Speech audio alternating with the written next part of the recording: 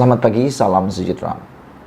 Seperti telah dijangka, Perikatan Nasional menolak Parti Pejuang untuk menyertai Perikatan Nasional kerana tak mahu kongsi kerusi.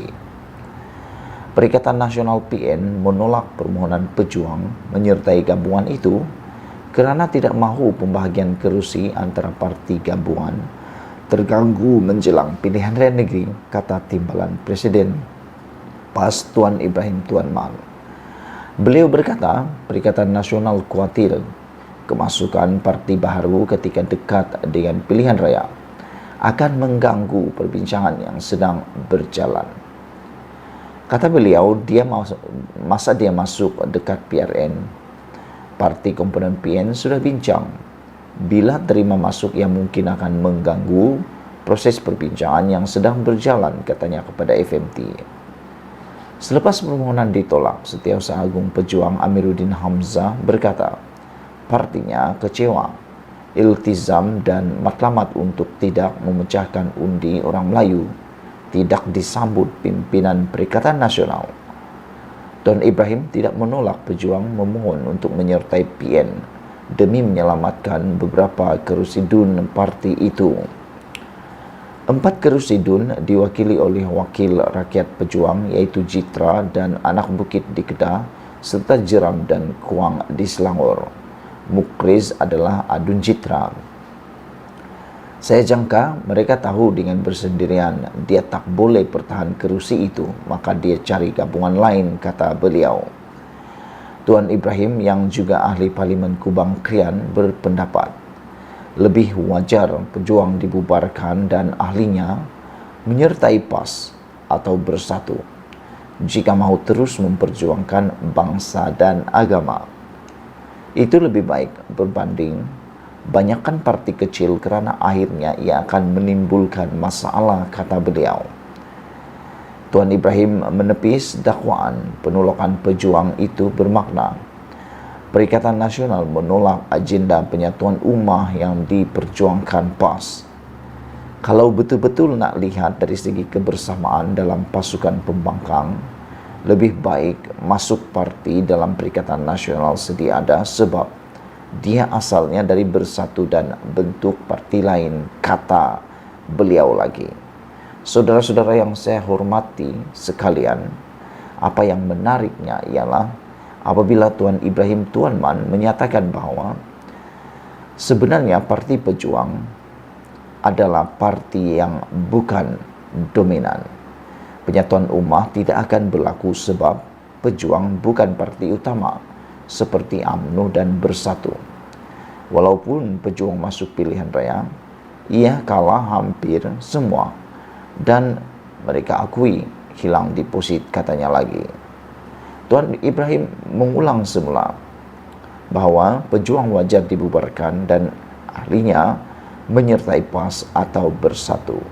Itu lebih baik berbanding perbanyakkan parti kecil kerana akhirnya ia akan menimbulkan masalah, kata beliau lagi. Nah, saudara-saudara sekalian, sudah terang lagi bersulu. Punca utama Perikatan Nasional menolak penyertaan Parti Pejuang ialah kerana tidak mahu kongsi kerusi dengan Parti Pejuang. Jadi sekarang persoalannya, apa kedudukan Parti Pejuang? Adakah akan bubar atau akan kalah teruk lagi? Ikuti terus ulasan selepas ini. Selamat pagi, salam sejahtera. Terima kasih kerana bersama dengan saya di Nazilin Unity Channel. Pagi ini kita digemparkan dengan satu pendedahan dan juga satu keputusan yang amat mengejutkan anak-anak Mahathir. Kalau sebelum ini kita dikejutkan dengan pendedahan-pendedahan yang luar biasa berkaitan dengan pentadbiran Tun Mahathir Mohamad sebelum beliau bersara ataupun sebelum beliau menarik diri daripada menjadi Perdana Menteri baru-baru ini, kita juga digemparkan dengan satu lagi keputusan apabila Perikatan Nasional menolak permohonan Parti Pejuang yang kini diterajui oleh anak Mahathir untuk menyertai Perikatan Nasional. Akhirnya Mukriz Mahathir kecewa dan juga telah pun memberikan kata putus kepada Perikatan Nasional. Namun demikian, selepas beberapa hari, Perikatan Nasional menolak permohonan Parti Pejuang untuk menyertai Perikatan Nasional.